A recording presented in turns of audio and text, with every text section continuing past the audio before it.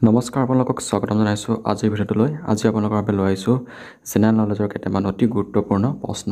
আগন্তুক হ'বলগীয়া যিটো 4th গ্ৰেডৰ এক্সাম আছে ADRE, তাৰ বাবে অতি গুৰুত্বপূৰ্ণ। বিশেষকৈ আগন্তুক হ'বলগীয়া 4th গ্ৰেডৰ এক্সামৰ উপযোগীকৈ আমি এই প্ৰশ্নকেইটা লৈ আহিছোঁ। আৰু এইটো ছিৰিজত আপোনালোকৰ বাবে পাই আমি 1000+ MCQ কুৱেশ্যন এনচাৰ দিবলৈ চেষ্টা কৰিম। আপোনালোকে এই ছিৰিজটো চাবলৈ নাপাহৰিব।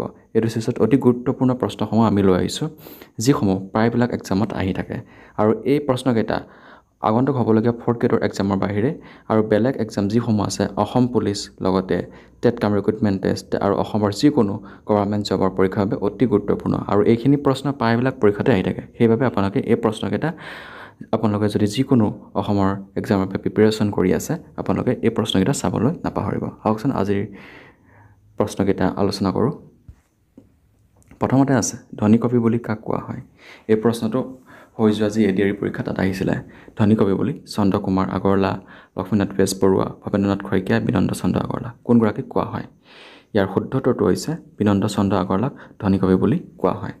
চন্দ্ৰকুমাৰ আগৰৱালাক প্ৰতিমাৰ খনিকৰ বুলি কোৱা হয় আৰু লক্ষ্মীনাথ বেজবৰুৱাক ৰসৰাজ বুলি কোৱা হয়। নেক্সট, প্ৰতিমাৰ খনিকৰ বুলি কাক কোৱা হয়? প্ৰতিমাৰ খনিকৰ বুলি চন্দ্ৰকুমাৰ আগৰৱালাক কোৱা হয়। প্ৰতিমাৰ খনিকৰ বুলি চন্দ্ৰকুমাৰ আগৰৱালাক কোৱা হয় আৰু প্ৰতিমাৰ খনিকৰ আখ্যা দিছিলে চন্দ্ৰকুমাৰ আগৰৱালাক লক্ষ্মীনাথ বেজবৰুৱাই। নেক্সট, পানিপথৰ প্ৰথম যুদ্ধ কেতিয়া সংঘটিত হৈছিলে? 1526, 1556, 1761 আৰু 1871। ইয়াৰ শুদ্ধ উত্তৰটো হৈছে 1526 চনত পানিপথৰ প্ৰথম যুদ্ধ সংঘটিত হৈছিলে। পানিপথৰ প্ৰথম যুদ্ধ 1526 চনত হৈছিলে আৰু বাবৰে ইব্ৰাহিম লোদীক পৰাস্ত কৰিছিলে পানিপথৰ প্ৰথম যুদ্ধত। আৰু বাবৰৰ দ্বাৰা মোগলৰ শাসন প্ৰতিষ্ঠা হৈছিলে। আৰু 1556 চনত পানিপথৰ দ্বিতীয় যুদ্ধ হৈছিলে আৰু 1761 চনত পানিপথৰ তৃতীয় যুদ্ধ হৈছিলে। এইখিনি আপোনালোকে মনত ৰাখিব। 3টা যুদ্ধৰ কথা আপোনালোকে মনত ৰাখিব। নেক্সট 4 নম্বৰ প্ৰশ্নটো হৈছে, প্ৰথম আহোম ৰজা কোন আছিলে?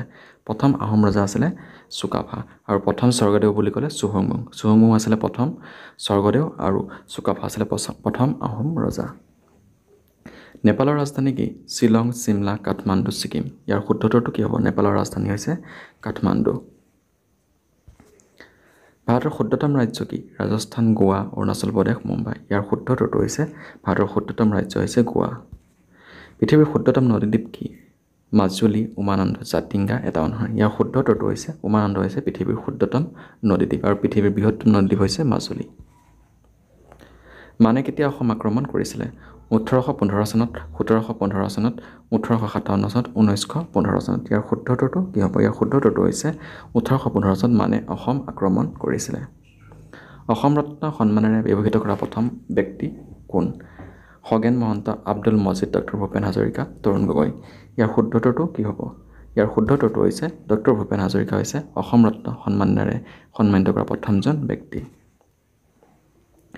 এভাৰেষ্ট আৰোহণ কৰা প্ৰথম অসমীয়া গৰাকী কোন? তৰুণ শইকীয়া, মনীষ কুমাৰ ডেকা, শিৱ থাপা, এটাউনহৰ। ইয়াৰ শুদ্ধ উত্তৰটো কি হ'ব? ইয়াৰ শুদ্ধ উত্তৰটো হৈছে এভাৰেষ্ট আৰোহণ কৰা প্ৰথম অসমীয়া ব্যক্তি হৈছে তৰুণ শইকীয়া। অসমৰ লগত তলৰ কোনখন ৰাষ্ট্ৰৰ সীমা নাই? চীন, বাংলাদেশ, ভূটান। কোনটো হ'ব? ইয়াৰ শুদ্ধ উত্তৰটো হৈছে অসমৰ লগত চীনৰ ৰাষ্ট্ৰৰ সীমা নাই। অসমৰ লগত চীন ৰাষ্ট্ৰৰ সীমা নাই।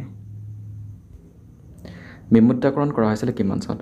2016 চনত, 2017 চনত, 2015 চনত, 2014 চনত। ইয়াৰ শুদ্ধ উত্তৰটো কি হ'ব? বিমুদ্ৰাকৰণ কৰা হৈছিলে 2016 চনত। 2016 চনত বিমুদ্ৰাকৰণ কৰা হৈছিলে। অসম পুলিচ দিৱস কেতিয়া পালন কৰা হয়? 1 অক্টোবৰ, 5 জুন, 13 জানুৱাৰী, 27 জানুৱাৰী। ইয়াৰ শুদ্ধ উত্তৰটো কি হ'ব? ইয়াৰ শুদ্ধ উত্তৰটো হৈছে অসম পুলিচ দিৱস 1 অক্টোবৰ তাৰিখে পালন কৰা হয়। 2019 চনত কোন ভাৰতীয় অৰ্থনৈতিক নোবেল বঁটা লাভ কৰিছে? অভিজিত বেনাৰ্জী, অমৰ্ত্য সেন, অৰুন্ধতী ৰায় আৰু ডক্টৰ মনমোহন সিং। ইয়াৰ শুদ্ধ উত্তৰটো হৈছে অভিজিত বেনাৰ্জীয়ে 2019 চনত অৰ্থনীতিৰ নোবেল বঁটা লাভ কৰিছে। তলৰ কোনজন খেলুৱৈয়ে ভাৰতৰ হৈ অলিম্পিকত সোণৰ পদক লাভ কৰিছে? অভিনৱ বিন্দ, ছাইনা নেহৱাল, ছানিয়া মিৰ্জা, সুশীল কুমাৰ। ইয়াৰ শুদ্ধ উত্তৰটো কি হ'ব? ইয়াৰ শুদ্ধ উত্তৰটো হৈছে অভিনৱ বিন্দই ভাৰতৰ হৈ অলিম্পিকত সোণৰ পদক লাভ কৰিছে। নেক্সট আহিছে 15 নম্বৰ প্ৰশ্নটো। ভাৰতীয় ক্ৰিকেট দলৰ বৰ্তমান প্ৰশিক্ষকগৰাকী কোন? সৌৰভ গাংগুলী, শচীন তেণ্ডুলকাৰ, গৌতম গম্ভীৰ, মহেন্দ্ৰ সিং ধোনী। ইয়াৰ শুদ্ধ উত্তৰটো হৈছে ভাৰতীয় ক্ৰিকেট দলৰ বৰ্তমানৰ প্ৰশিক্ষক হৈছে গৌতম গম্ভীৰ। H1N1 ভাইৰাছৰ ফলত হয় bird flu, swine flu, Ebola, encephalitis. ইয়াৰ শুদ্ধ উত্তৰটো হৈছে সোৱাইন ফ্লু হয় H1N1 ভাইৰাছৰ ফলত।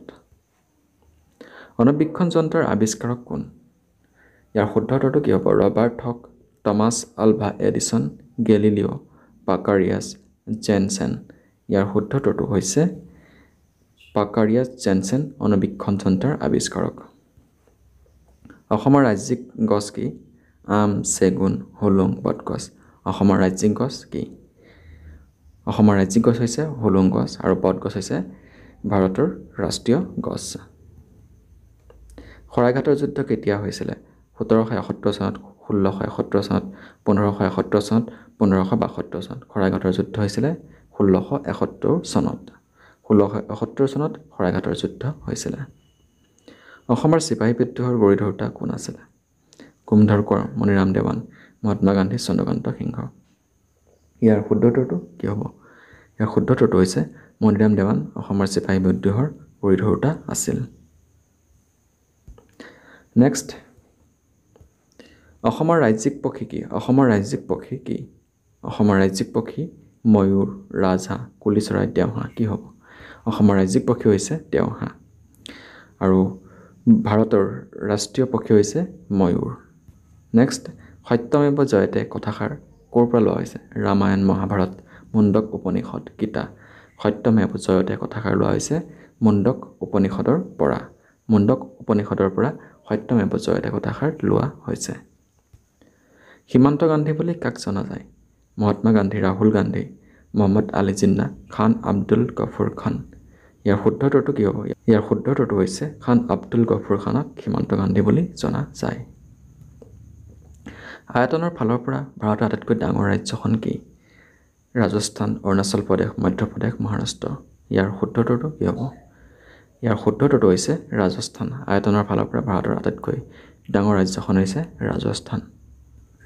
নেক্সট, অন্তিম প্ৰশ্নটো হৈছে ব্ৰহ্মপুত্ৰ নদীৰ দৈৰ্ঘ্য কিমান? 2500 কিলোমিটাৰ, 2600 কিলোমিটাৰ, 2800 কিলোমিটাৰ, 2900 কিলোমিটাৰ। ইয়াৰ শুদ্ধ উত্তৰটো হৈছে 2900 কিলোমিটাৰ ব্ৰহ্মপুত্ৰ নদীৰ দৈৰ্ঘ্য। নেক্সট, আপোনালোকৰ বাবে এটা প্ৰশ্ন দিছোঁ। ভাৰতৰ প্ৰথমখন ৰাষ্ট্ৰীয় উদ্যান কি? কাজিৰঙা ৰাষ্ট্ৰীয় উদ্যান, জিম কৰবেট ৰাষ্ট্ৰীয় উদ্যান, নামদাফা ৰাষ্ট্ৰীয় উদ্যান, মানাহ ৰাষ্ট্ৰীয় উদ্যান। ইয়াৰ শুদ্ধ উত্তৰটো কি হ'ব আপোনালোকে কমেণ্ট যোগে জনাবচোন।